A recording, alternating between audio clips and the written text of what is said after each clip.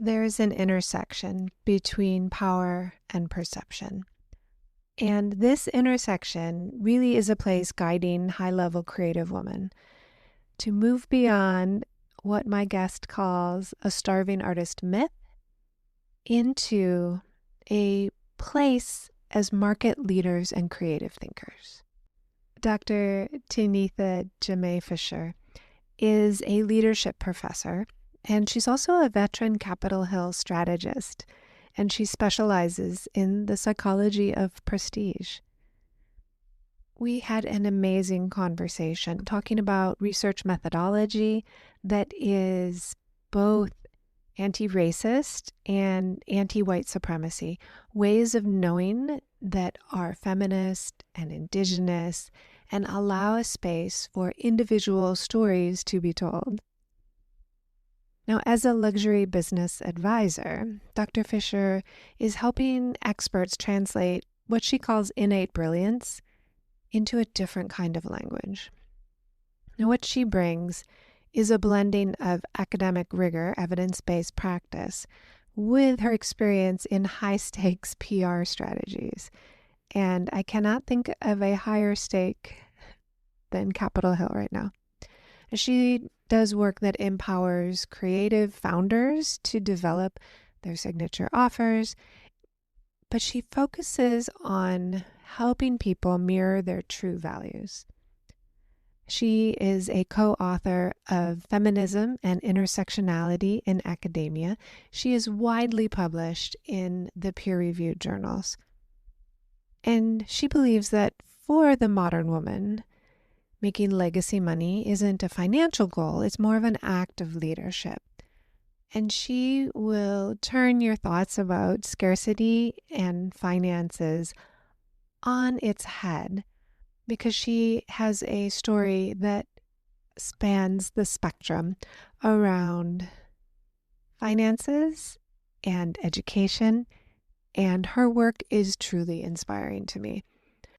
Dr. Fisher is a colleague and a friend, and I'm so excited to introduce her to the modern creative woman. So welcome in to the podcast. Let's get into this. Let's get this started. And welcome to Dr. Tanetha Jamay Fisher.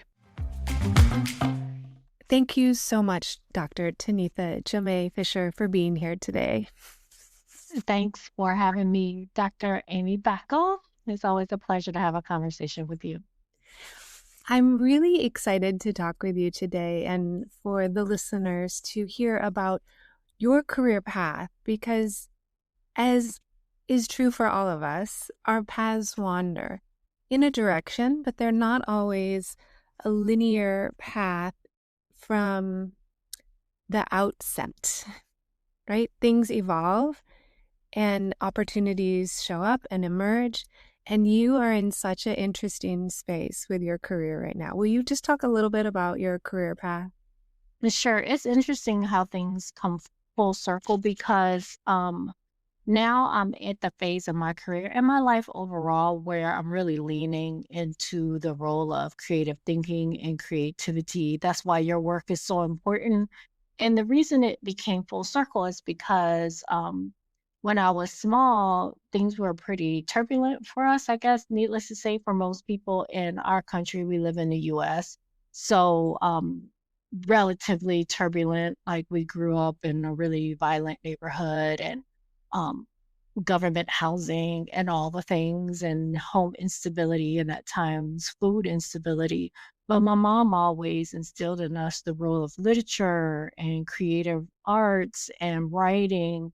And she is a beautician. She's a master barber. So aesthetics and beauty has always been really important to us, despite what was going on around us. But because of all the things that we went through, and my family did a fantastic job. So, I mean, it just is what it is. But I wanted to create a lot more stability in my life. And I thought that I had to do things a certain way.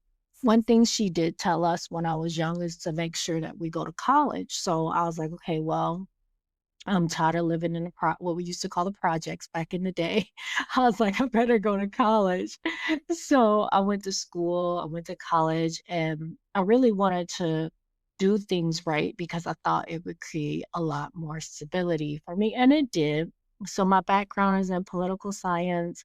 That's my first degree. And then I worked for two members of Congress on Capitol Hill, and today, to this day, I still am a veteran Capitol Hill PR strategist. So I still do that work in my life. I tried to leave the Hill and leave politics for a while because I thought it was a bit too turbulent for my taste. And again, I was looking for stability, but stability is a thought and is a feeling. So it's circumstantial. And you're the psychologist here, so you can help through all of this. But um I went to get a degree in education because I had known people who were in education and they looked like they had more stability in their life and they had more control over their lives. So I love politics and I love being on the Hill, and I still love being a strategist, PR strategist for Capitol Hill to this day. But I went into politics. I mean, I went into education. So from there, I did teach for a little while, but when people find out that you do PR, they always come back to you. So they were like, "Oh, well, Tanetha, you have this PR background from the Hill. Why don't you work at like headquarters?" Which in districts, school districts in the U.S., we call them different things like district centers or different things like that. So I was in the St. Paul, Minnesota area, and we call it district center. They was like, okay, why don't you go up at district center and work there and do PR work there? And so over the years, what I have learned is that I really needed to lean into the creative side of my work and into more of the creation aspect of the work. I had always wanted a doctorate. And so at first when I went to University of Minnesota in the Twin Cities, and my major was human resource development. And it was a bit too prescriptive for my taste. I wanted something more because I had really something around creativity and museums and the art and performing arts, because I had did performing arts when I was a kid too. I mean, my family tried to keep us involved in doing different things in the arts even when we were young, despite what was going on. So I had this love still for like museums and arts and performing arts and things like that. I mean, most people would say that politics in our country is a performing art. So Yes. so depend on how you describe it. Um, but I decided to get my degree in culture and teaching because of that aspect. I really wanted to get back to the role of culture and how, as humans, we make sense of our world and how we express ourselves through our culture, including like the foods we eat. I love the culinary arts, the way we express ourselves through poetry and writing, and how we preserve memories and documentation. And of course, there are a lot of sculpture, a lot of statues in the Washington, D.C., Baltimore area, and what those statue means. I mean, as we know, like statues, doing certain things with statues is a form of protest, right? Statues Absolutely. fall. So taking down art is a form of protest. But I wanted to get back to the role of like culture and the arts and things like that. So long story short, story short, somebody told me, it was like, "You're really good at reinventing yourself." That's part of the reason I do the work that I do. Um, Long story short, I went into academia.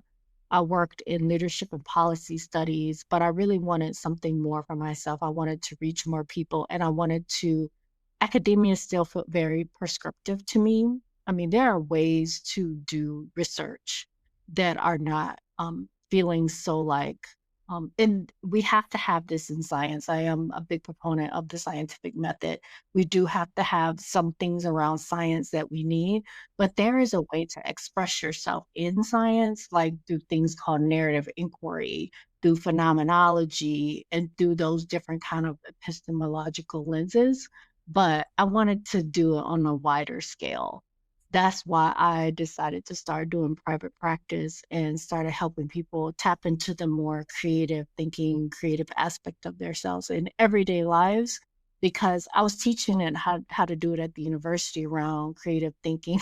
Had a student who used phenomenology for his like research methods.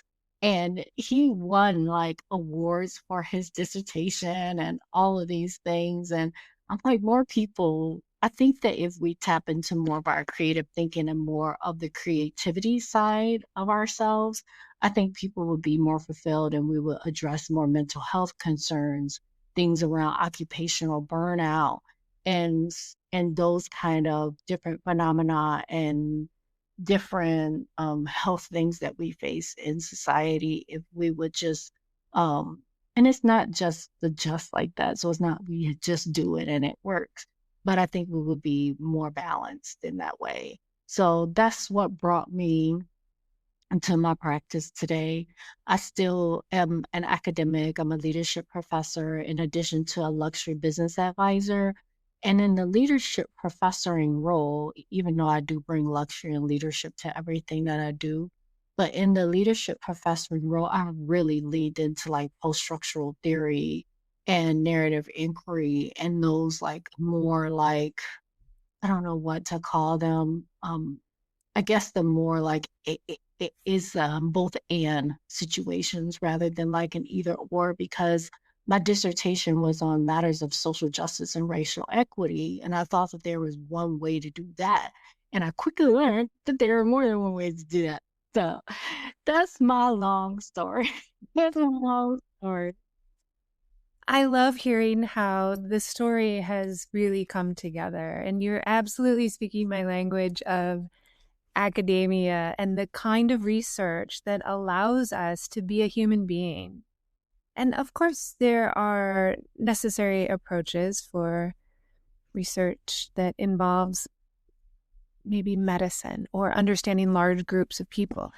But what you're describing with a narrative or phenomenological, this qualitative inquiry that allows the researcher to study the experience, the phenomenon, personally and up close with them being positioned in the research sometimes, being their own participant, but being able to tell a story. It's so much more practical.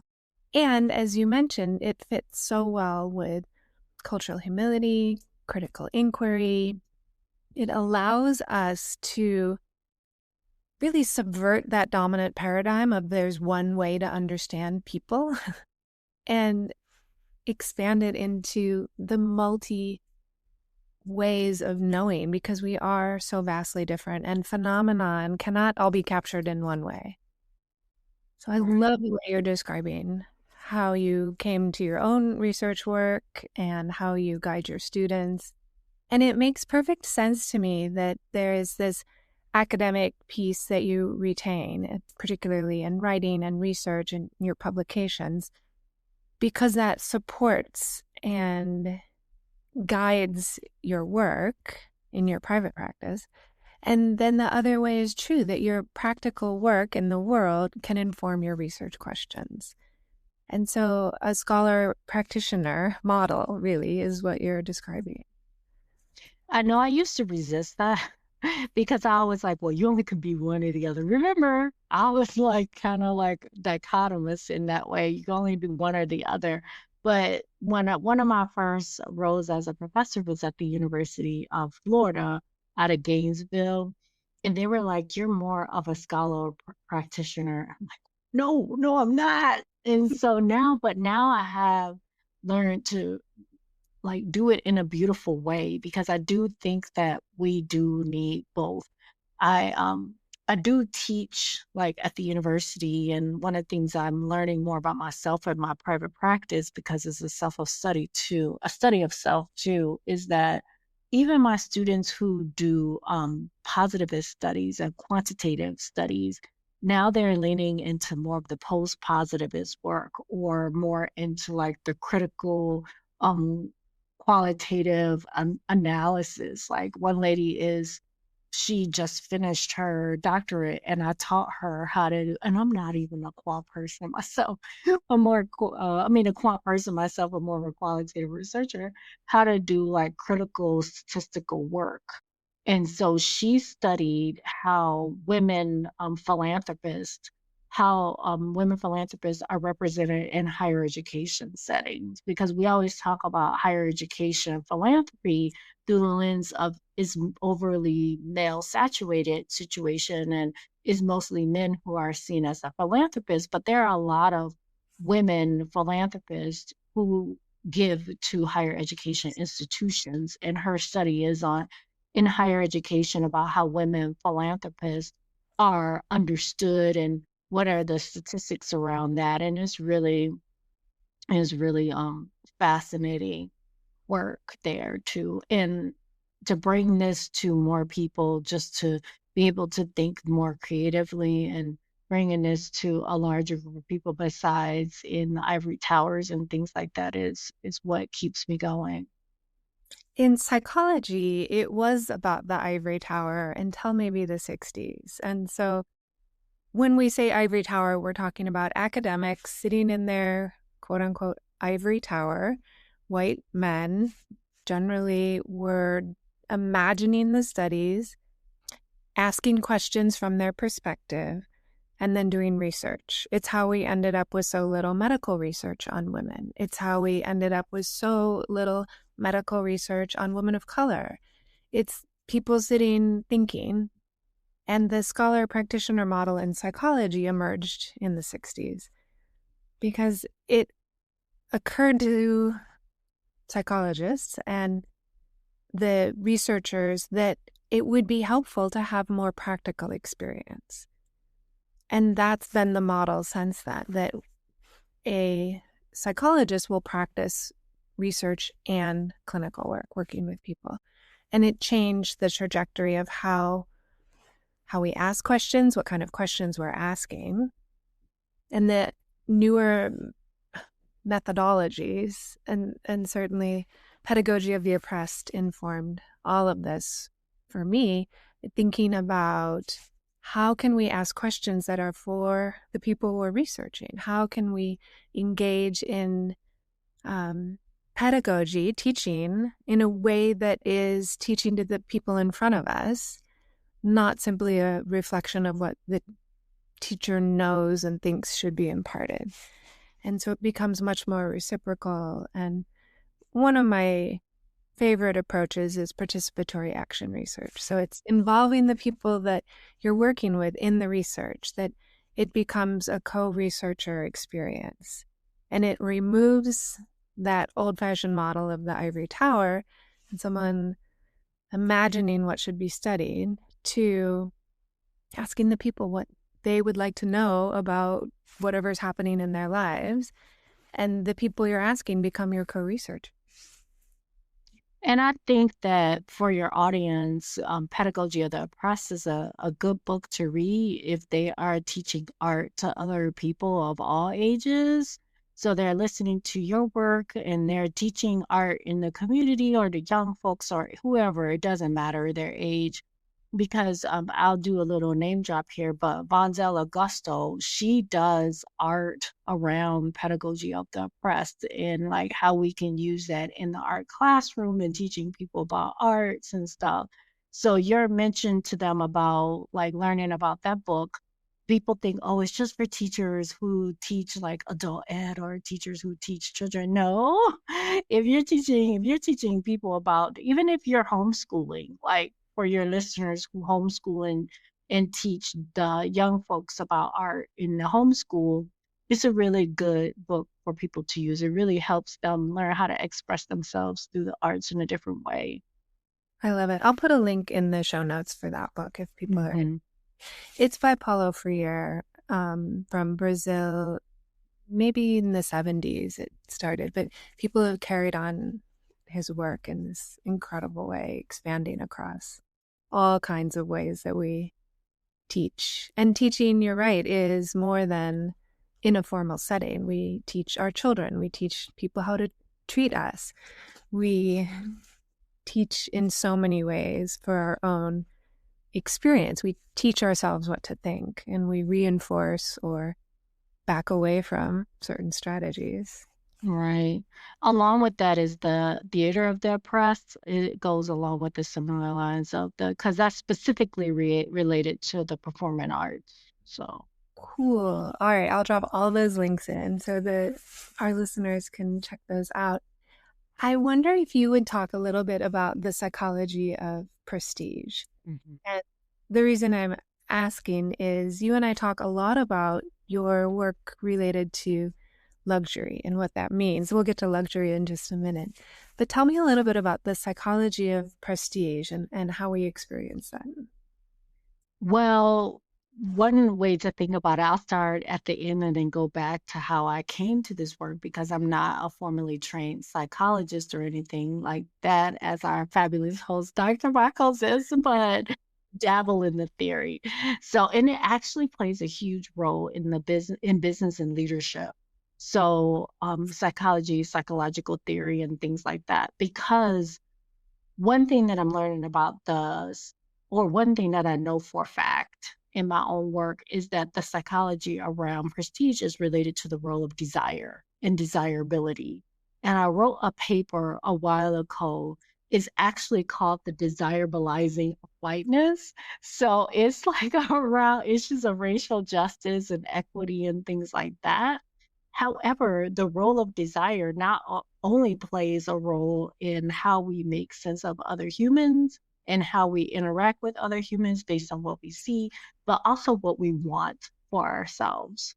So when we're growing our business and we are monetizing, because I work with my people in my private practice and sort of in my university work to monetize their exclusive and their best offers, it really taps into the role of desire, like thinking about, creating demand, um, showing something in a way that's desirable. And it always starts with you first. So as leaders, you always go first and you always go often. So how are you being a role model in terms of how you're loving and desiring and wanting your best work for your people? And that is the role of emotions. And I came to issues of emotions from my dissertation, which has been quite a while now. So I do not suggest that people go read it, but you're welcome to read it if you want to. I say go to the book. So feminism and intersectionality, or go to my Instagram account. But if you want to go back to the roots of it all, the dissertation. So in the dissertation, I looked at how people, my question was, what happens in a classroom when people study issues of race and racism? So broadly, that goes into like how people make sense of quote unquote controversial issues. They do it through their emotions. So emotions were a huge issue in my dissertation. And I wrote an entire chapter on the role of emotions in this kind of teaching on quote unquote controversial issues in that particular classroom. It was around issues of racial justice, race, and racism. However, what I've noticed that emotions play a huge factor in how we lead and how we also go about monetizing different things in the marketplace, and also how we go about making sense of what we want and what we don't want. And I can't remember which episode it is, Dr. Bacos, but you mentioned before about getting close to like knowing what you want and going to what you feel like you want and what you desire. So you teach about this in your work too, and similar, not in your vein because I'm not a psychologist, but I talk about in teaching or monetizing your best work. It really is about the role of your emotions and the role of desire. So that's how I came to this work. And now, like, I'm writing about the role of emotions around like issues of policy. Like I had a paper in that's published in an academic journal around like what policy issues do people find really important for them and why they do it through their emotions. So the emotions they emit around certain policy issues For example, my paper was on immigration. Yes, I say that because immigration is a big policy matter right now. But I realized that these things not only happen in politics, but they also happen in business too. So, and how why do we sell our premium offers? Because we feel like it's where our genius is, our genius is in our best offer. You desire to express yourself around your genius and where you can support your people the most. So it comes down to that role of desire there. And how can you also speak to people who want to invest in luxury experiences? I was just reading something that came across the media about how people are more interested in sensory experiences now necessary. Well, not sensory, but more about like a hospitality experience more than they are about luxury products. So they want to know how they want to experience and have experiences like travel or like networking experiences, how they want to feel when they're doing the work more than actually maybe the product itself. And it's a lot of reasons around that. Some of it has been cited around economics. Some of it has been cited around like environmental justice things and the production of certain products. So it's a lot of different reasons why, but that's how I go about this work, focusing on the psychology of selling to elite audiences or your best work, your premium work.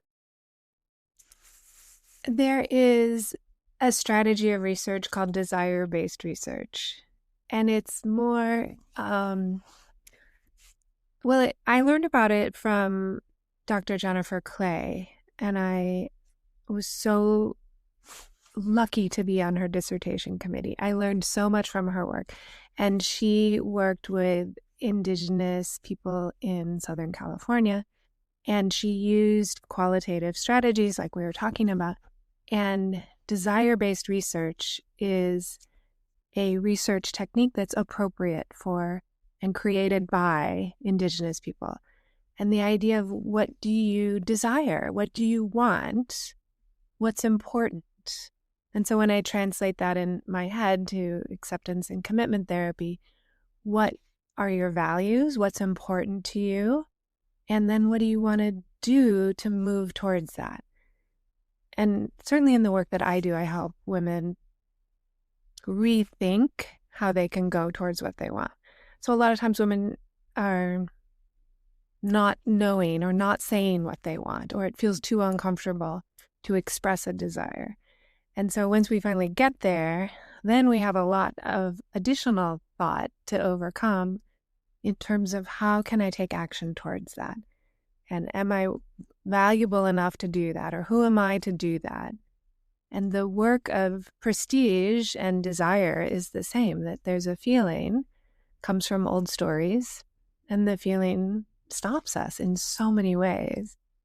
But the idea that you brought up with a hospitality experience or a luxury kind of experience is getting greater investment than luxury products. And you bring up a good point about the environment and how things are made, overconsumption, and the idea of spending money on another pair of shoes versus investing in your personal experience or investing in how you carry yourself.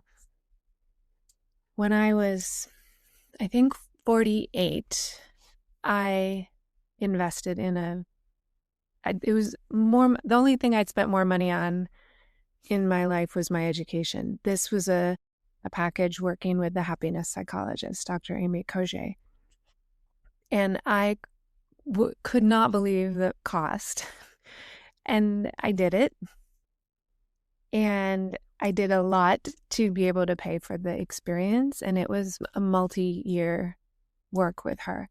And I am a new person because of it. The way I think, the way I wake up in the morning, the way I interact, I feel so much less defensive and ego-driven. And I can't imagine how I could have done this without having mentor and leadership from her.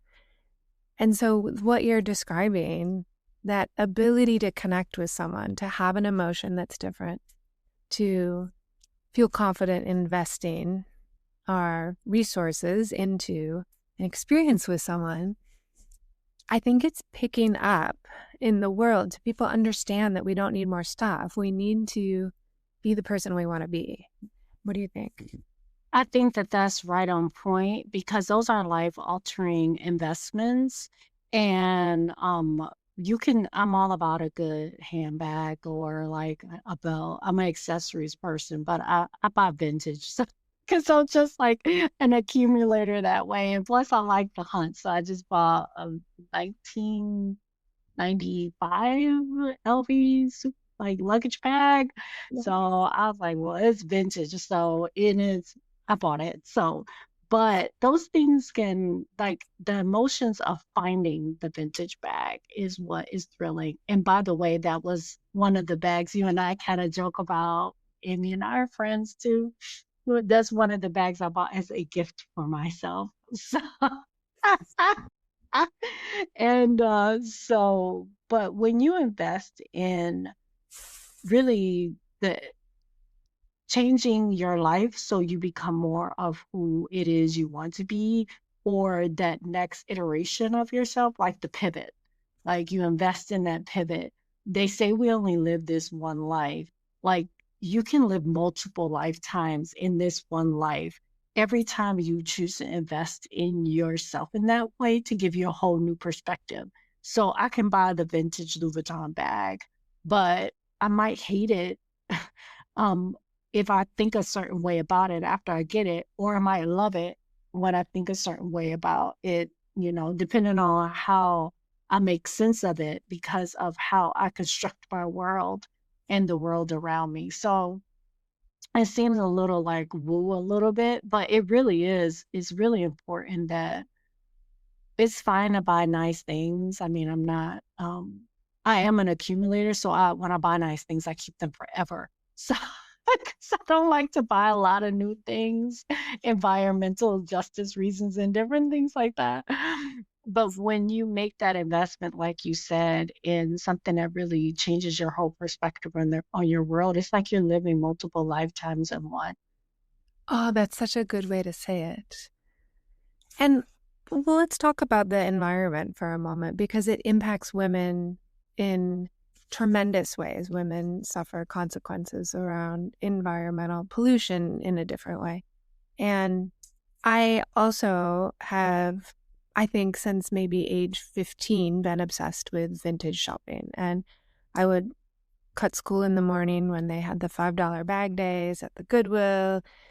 The idea of consuming a new dress, I really liked to have cool clothes when I was in high school and being able to get a whole bag of stuff, right, and pass it around with my friends. And then it was only really later that we became voracious consumers. And still, I'm obsessed with the vintage finds. And I'm with you. My purchases are almost exclusively vintage or just thrift store or on there's a store here called Crossroads, so people buy and sell and you can get credit. And so a cycle where I'm not adding to the landfill feels good, and it is about environmental justice as well. So I have no criticism of purchasing luxury, and I personally find it better for me to purchase it in a vintage way. One, it costs much less, and two, it's already shown proof of product, right? It's been carried or worn and it's holding up. So you know it's already a quality item when it's lasted to make it into a used store. I think this gets into the psychology of the work too, maybe the psychology of prestige too. It's the thrill of the find. Like you said, you would skip school to go to the store just to shop the used section to see, and then like they have great used like bookstores and used like vinyl stores, and it's the thrill of the find, and it really is a site. It's a just it goes back into desire, like it just goes back into like um, it's like climbing a mountain when I didn't climb. Well, actually I did. In Washington. In Washington State, I did climb a mountain, not all the way to the top, but I did go mountain climbing. And I love it because it's always about that, like the thrill of the like, oh, what am I gonna get when I get there? And then I did that in Hawaii. I climbed I'm trying to remember what it was that I, I climbed. Yeah, it's just I don't know. I just like doing stuff like that. And there's always that emotional aspect of it, going back to the psychology and emotions and the emotionality of the find, the emotionality of really being able to harness your strength and being able to monetize your best work, for example.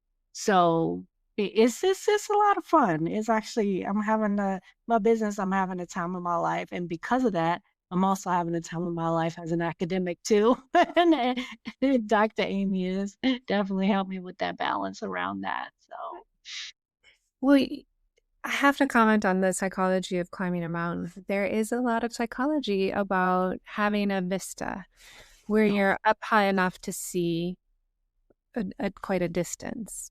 And it's vista is used in that Rorschach ink blot test as a strategy, as a particular way of seeing things.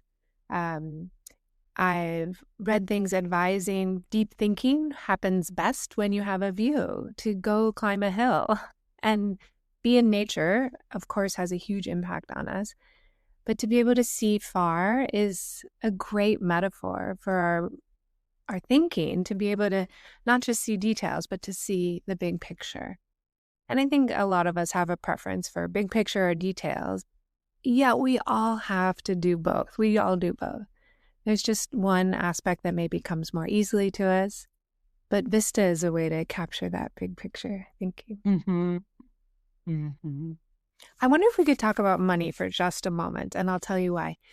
In psychology, there's often the feeling that people don't go into this for the money, and there's not a lot of options for finances, and people start working in a nonprofit, and there's the whole nonprofit industrial complex, which burns out the workers, and people are told, well, you have to keep working and stay late and work extra and just take a few more clients. You have to do it for the community. And so there's kind of this play on a little bit of guilt. There's not a lot of outstanding fundraising for many nonprofits. Now, some are really good at it, and they're able to take care of the people who are taking care of the clients, but not so many. Glide Church here is one that does a lot of fundraising, and it takes care of the community in the wider sense. But so many therapists struggle with feeling like they don't deserve to make a lot of money, or they've been told they can't make much. And it makes it really hard to pay off student loans. And this pervasive idea of scarcity in human service fields, in teaching or in psychology, it's a narrative that I think keeps people thinking very small and not having a lot of expectations about what they're capable of. And you've talked about monetizing our genius. And I think of an example.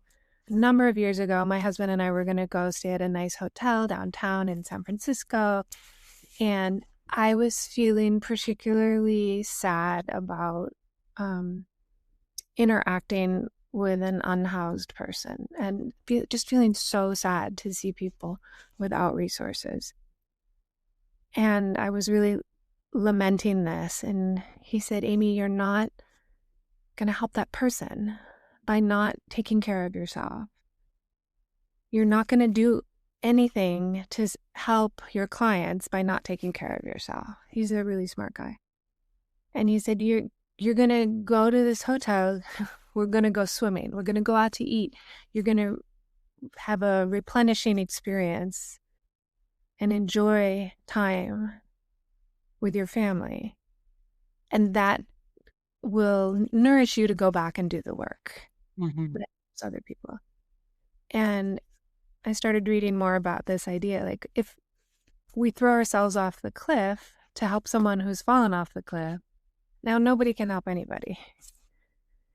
So what do you think of this idea of like a scarcity expectation around money in whatever our profession is related to creativity, the arts, psychology, education?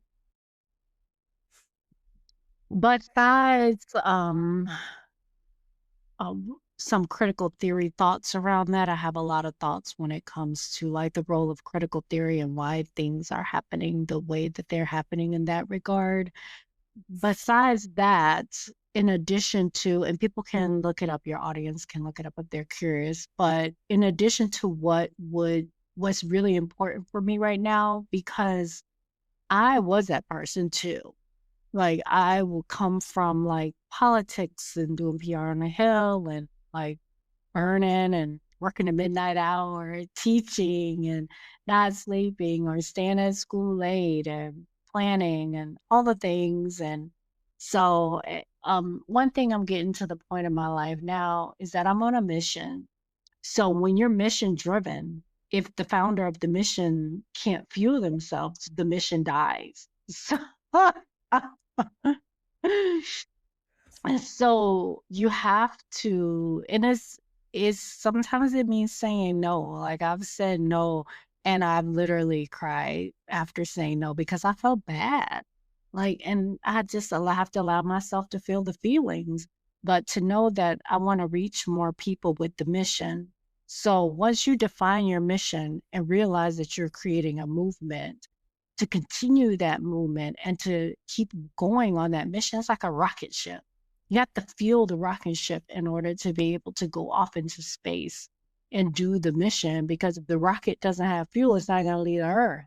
So it's just, I have to remind myself of that a lot, because especially people who are in the service, like human development space, or often women are overly represented in this role. Like, we have to do everything for everybody else first before we do anything for ourselves. And we forgot how to tap into desire, like going into back into what it is you really want for yourself, and how are you going to fuel that mission and continue to do this.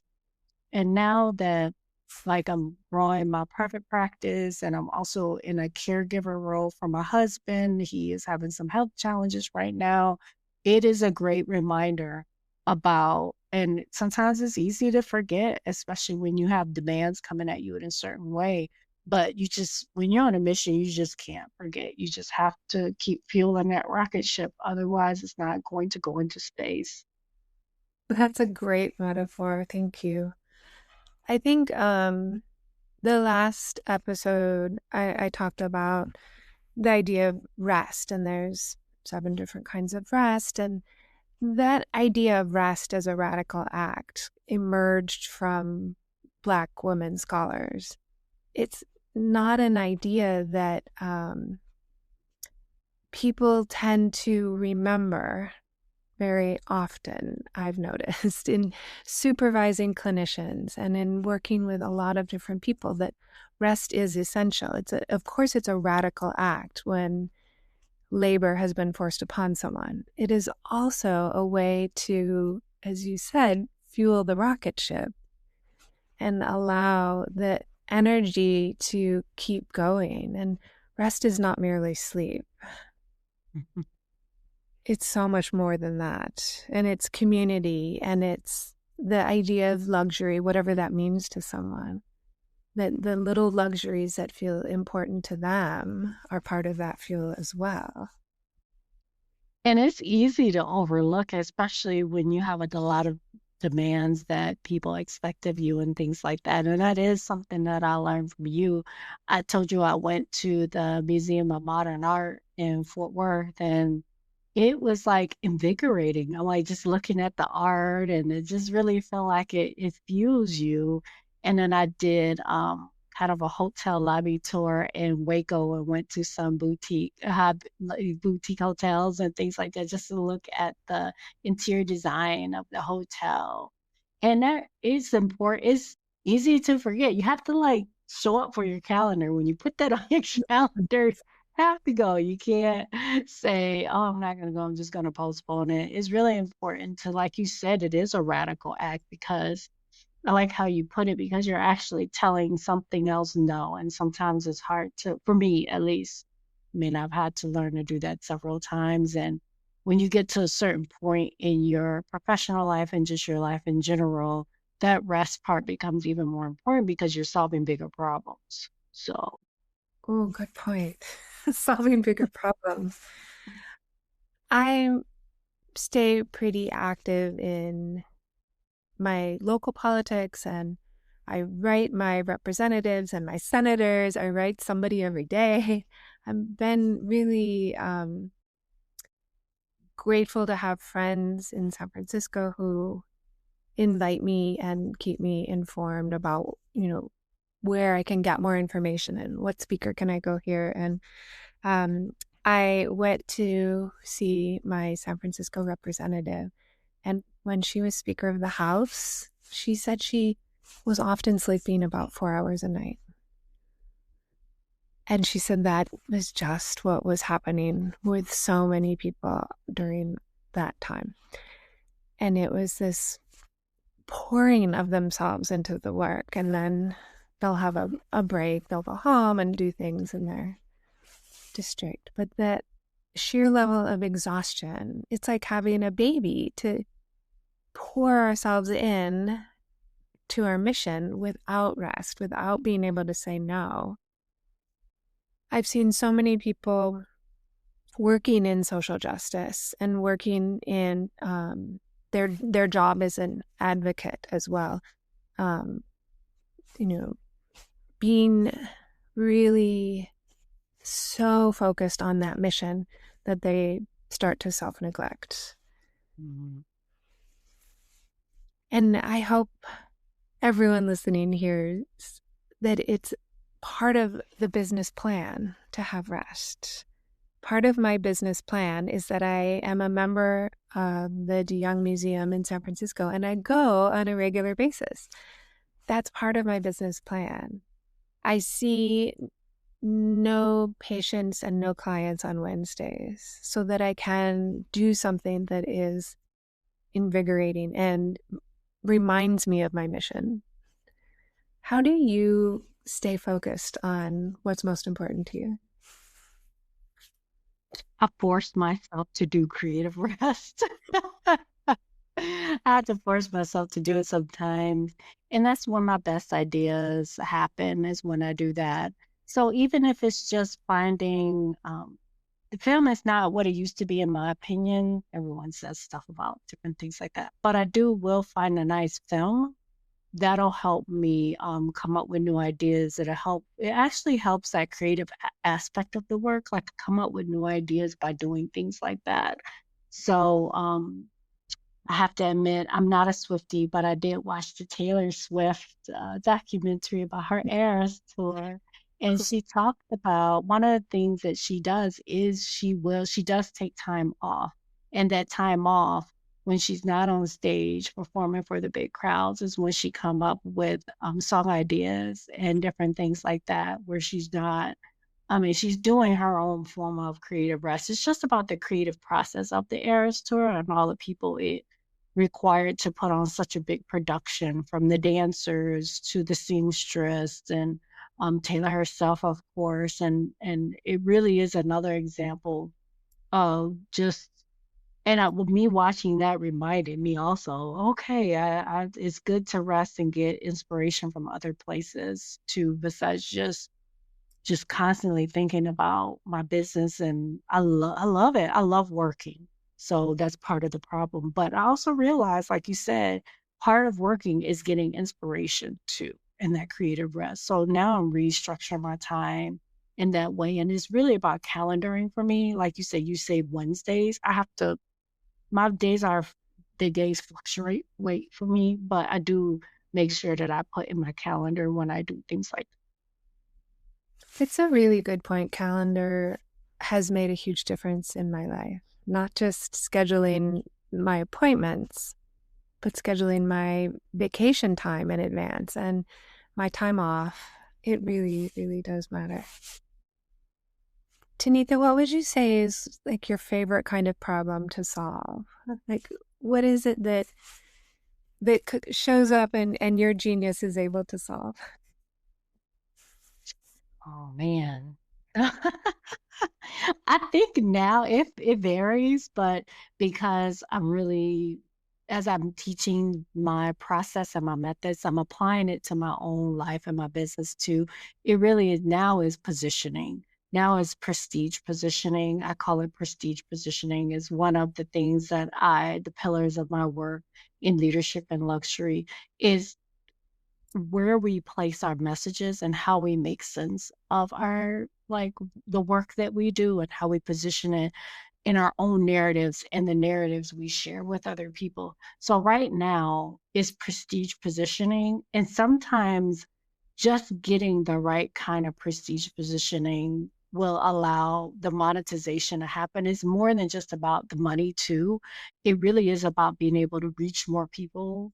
I mean, my big goal was to be is to be a major philanthropist. So that's one of the things I want to do. So I want to be able to be a big philanthropist in education, especially around quality education for women. So it really prestige positioning is my big one now. I love it. You and I met at SOCI, Women's Leadership Conference, and I think of that, of being in a room with other people on the same path or having a similar mission that's pushing them forward, is part of how we improve our positioning, right? Mhm. What is it about being with other women or having a mentor that you think allows that prestige positioning to happen? The mentor or the advisor will reflect thoughts. Will, is really not, let me put it this way, that mentor and that advisor will show you your best thinking. We know more than what we give ourselves credit for often. So they will show you, like, okay, you don't think you're doing this work, but you're actually doing this. So they will be there with you. They will tell you what to do. And they tell you what to do based on them listening to you and reflecting your back. Because it's a lot going on in the world. We're inundated with data and information all the time. So oftentimes my thoughts will get muddled in some of my best ideas. So that mentor and that advisor and that guide, the muse will be able to extract those diamonds from your thoughts and give them back to you. Be like, this is what you need to focus on. So I think that that's the value of a good guide and a good advisor. That's an excellent point, to be able to pull out what's already working. And Mhm. that's the a strength-based approach in psychology as well, is trusting that people have their own experience from which they can create. That it's not, as a therapist, I'm not telling people, well, you got to think this way or this way, but helping people shift from where they are into a more desire based place, a value based place. I love how you described being able to extract that and kind of point in the direction of go this way instead of that way. Mhm. Difference. We understand in the research that we all have blinders. So psychology understands that we are unable to see ourselves clearly. And so the role of a mentor is to fill in the gaps and help us remove some of those blinders. And remind you of who you really are. So, because there's so many different things when you're a leader or an entrepreneur that is expected of you, and it's sometimes easy to forget who you really are. So, that good advisor, mentor, guy will give you a whole new, they will shift your perspective. They remind you of who you really are and what you're really doing. And you're like, oh, that's right. I love that you mentioned we can live many lives in this lifetime. And I've always admired when people invent and reinvent new ways of being. I think it's incredible to see your path as a series of reinventions moving in this direction where you support women in such powerful ways. And it's embracing a woman's genius and directing her towards how to put it out in the world in a way that makes sense to others, that feels value-based. How do you think your approach is different? Because it seems so different to me from how other people are mentoring and advising. One thing that I really forge my work on is the role of what what we know that is rigorous. So what do we know from science that's rigorous? And how do we bring that into the everyday? So that is one of the things that I focus on, and also allowing it to be an art too. So because there is like it's this balance between the art and the science, and you talk a lot about this too, and just what makes a difference is that I focus on like best in education, like known practices, I guess is a way to say it. Known practices. What do we know? What can we build off of that is already scientifically based that we can use as working, and put your work on top of it as the artist, as the creator, as the philosopher on top of that to move the work forward. So, in order to help you reach your goals, and that's what makes my work unique.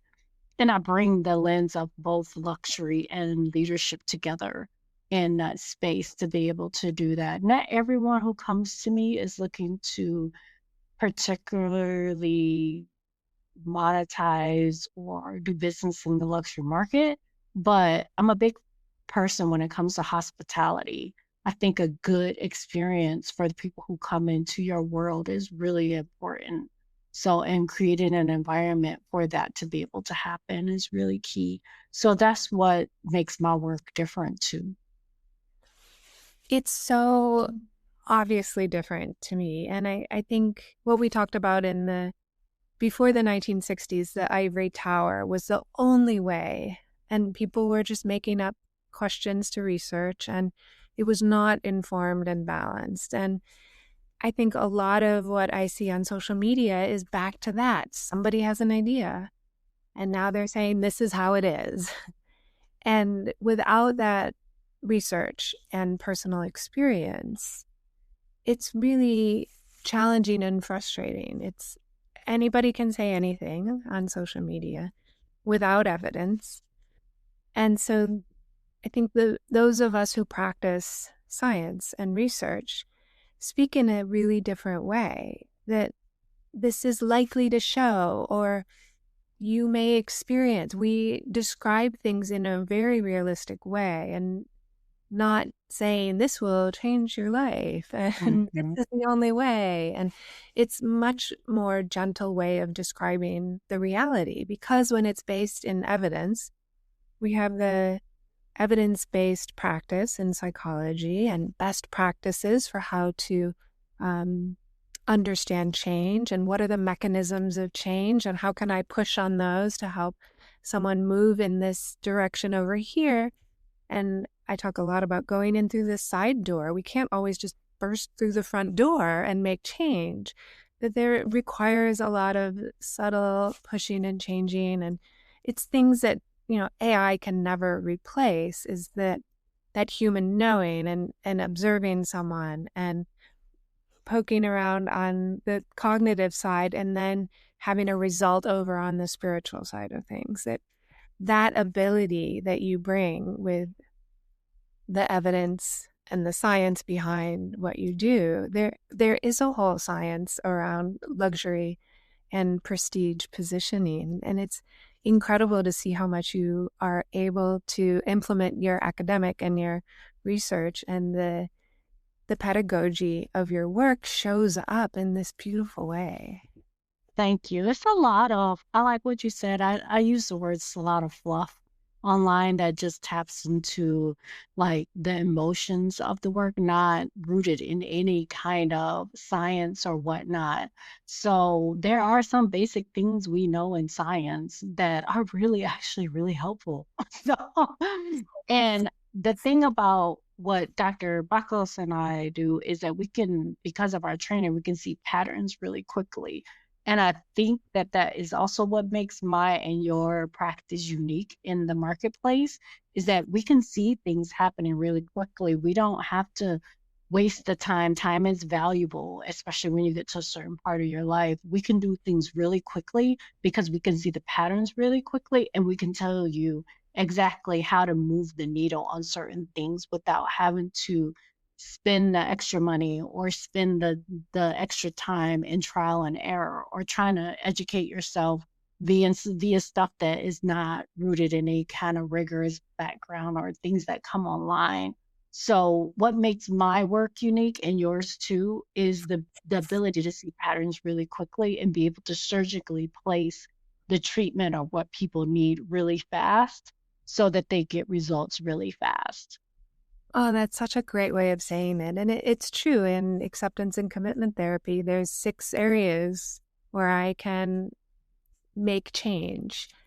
And if someone's struggling in one area, I don't always go straight into that. I know what the opposite approach is and push on this other area, that there's a flexibility to it. I love how you said it is a lot faster when you know the evidence behind what you're doing. You're not flailing around and throwing spaghetti at the wall, so to speak. And skip the trial and error unless that's what you want to spend your time doing. So, but I'd rather do my trial and error in the kitchen. So, Exactly. Well, how can people find you? What's the best way to find you? And I'll link your book that you mentioned in the show notes as well. thanks. My best place, I'm pretty active on Instagram at Jamay Fisher, JamayFisher. That's my middle name and my last name. So people can find me there. That's where I best reach. I'm also can be reached on email. And Dr. Buckles will put that in the show notes is TJAY. That's my other email. Don't email that. Don't email that one. My email is TJAMAY at leadinglavishly.com. I love it. Leading lavishly. So nice. Well, thank you so much, Dr. Fisher. This is really always so much fun to have a conversation with you. It really is inspiring to hear how you go in this value-based direction and what you bring to leadership. You invest in your own experiences and you also bring those experiences plus the art and the science to the people you work with. It's really such a cool way that you work with people. I appreciate that, Amy. Thank you so much for being here. Welcome.